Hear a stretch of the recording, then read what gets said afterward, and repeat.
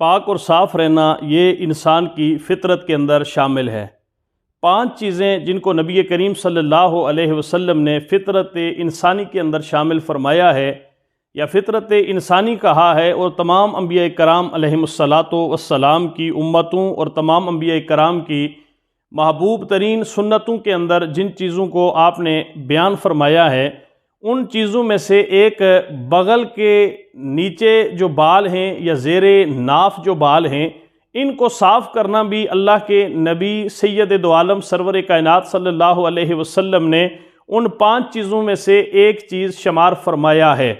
اب اس حوالے سے ہر انسان کی فطرت کے اندر پاک رہنا اور صاف رہنا یہ شامل ہے، چاہے وہ کسی بھی مذہب سے تعلق رکھتا ہو، صرف وہ انسانی فطرت کے تقاضوں کے مطابق اگر چل رہا ہے تو یہ تقریباً ہر آدمی اس چیز کو محسوس کرتا ہے کہ یہاں پر پاکی اور صفائی کا اہتمام کر دینا چاہیے۔ لیکن دین اسلام کے اندر بطور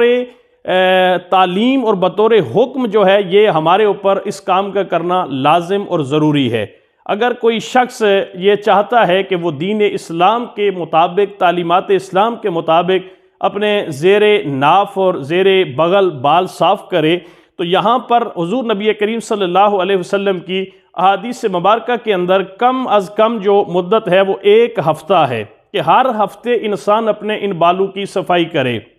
لیکن اگر کوئی شخص ہفتے کے اندر نہیں کر سکتا تو اسے 15 دن کے اندر یہ صفائی کر دینی چاہیے، اور زیادہ سے زیادہ اسے 40 دن جو ہے وہ اگر اس کو تاخیر کا شکار کرتا ہے تو زیادہ سے زیادہ 40 دن کی مہلت دی گئی ہے۔ کم سے کم عرصہ 1 ہفتہ، درمیانی مدت 15 دن اور زیادہ سے زیادہ 40 دن ہے۔ 40 دن کے بعد یہ عمل مکروہ تحریمی میں چلا جاتا ہے۔ اگر کوئی شخص اپنے زیر ناف، زیر بغل بال صاف نہیں کرتا تو وہ مکروہ تحریمی کا مرتکب ہو رہا ہے، جو حرام کے قریب ترین ہے اور وہ گناہ کر رہا ہے۔ اب یہاں ایک سوال یہ پیدا ہوتا ہے کہ اگر کوئی شخص صحت مند ہو تو وہ تو اس عمل کو کر سکتا ہے، لیکن اگر کوئی شخص معذور ہو جائے، مرد عورت، کسی بیماری کی وجہ سے، فالج کی وجہ سے یا کسی اور حادثے کی وجہ سے اگر وہ پیرالائز ہو جائے، معذور ہو جائے کہ وہ یہ کام خود نہیں کر سکتا، تو پھر ہر ہفتے کرنا، 15 دن کے بعد کرنا یا 40 دن کے بعد، یہ بھی ایک بڑا مشکل اور کٹھن سا مرحلہ ہو جاتا ہے۔ لیکن یہاں اس حوالے سے بھی ہمارے دین نے ہمیں اجازت عطا فرمائی ہے کہ اگر وہ شخص خود یہ کام نہیں کر سکتا تو کوئی آدمی جو اس کا محرم ہو، اگر مرد ہے تو اس کی عورت، اگر عورت ہے تو کوئی اگر اس کی بیٹی یا محرم عورت اگر یہ کام کر سکتی ہے، یا نہیں اس کا میاں بھی یہ کام اس کی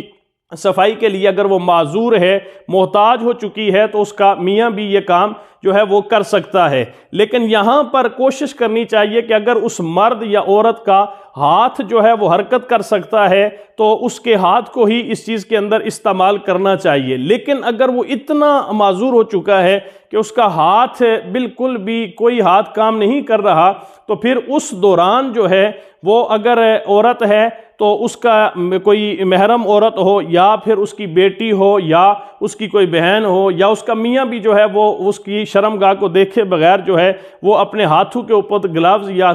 کوئی چیز چڑھا کے جو ہے وہ اس کی صفائی کر سکتا ہے۔ اسی طرح اگر عورت جو ہے وہ مرد ہے تو سب سے زیادہ اگر وہ اس عذر کے اندر چلا گیا ہے تو اس کی بیوی، اس کی زوجہ جو ہے وہ اس سے اجازت ہے کہ وہ اس کی صفائی کا اہتمام کرے۔ لیکن اگر ایسا مرد ہے کہ جس کی بیوی فوت ہو چکی ہے، یا ایسی عورت ہے کہ جس کا میاں فوت ہو چکا ہے، تو اب یہاں پر مرد کی صفائی مرد کر سکتا ہے، یہ جو اس کی شرمگاہ کو دیکھے بغیر کوشش کرے کہ جو ہے وہ زیادہ سے زیادہ احتیاط برتے۔ اسی طرح اگر کوئی عورت ہے تو اس کی صفائی عورت کر سکتی ہے۔ اگر کوئی ایک بالغہ عورت ہے جس کی شادی نہیں ہوئی، اس کا میاں بھی نہیں ہے، تو اس کی بھی کوئی محرم یا کوئی بھی عورت جو ہے وہ اس کی صفائی کر سکتی ہے۔ لیکن کوشش یہ کرنی چاہیے کہ اگر کوئی ایسا شخص گھر کے اندر